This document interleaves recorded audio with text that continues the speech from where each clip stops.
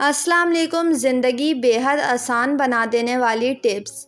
अगर आपकी ज्वेलरी काली हो जाए या ज़ंग लग जाए तो केले का छिलका उस पर रगड़ने से ज्वेलरी बिल्कुल साफ़ हो जाएगी।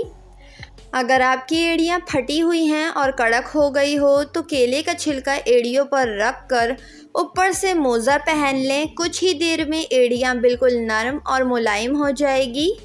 अगर आपके घर में बहुत सारे इलेक्ट्रिक चीज़ों की तारें एक साथ इकट्ठा हैं, वो बिल्कुल देखने में अच्छा नहीं लगता, तो इसको किसी टाई लॉक के साथ बांध दें जिससे ये सिमट कर एक जगह हो जाएंगी।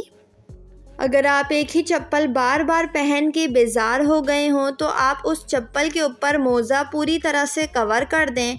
ये आपकी कॉटन पैड चप्पल तैयार हो जाएगी जो सर्दियों में काम आएगी और इस तरह की चप्पलें काफ़ी महंगी मिलती हैं।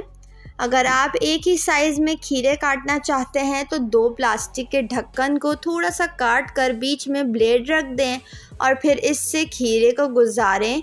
एक ही साइज़ के खीरे कट जाएंगे। अगर आपका केक काटते हुए टूट जाता है तो छुरी को ठंडे पानी में डुबो कर रखें और फिर केक काटें तो केक टूटेगा नहीं।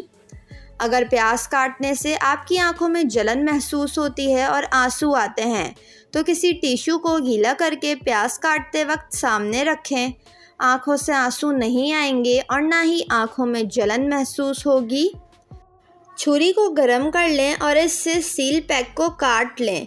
इस तरह से आप बहुत सारे सील पैक बना सकते हैं। छुरी गरम हो जाने की वजह से प्लास्टिक आपस में चिपक जाएगी। वीडियो को लाइक और चैनल को सब्सक्राइब कर लें।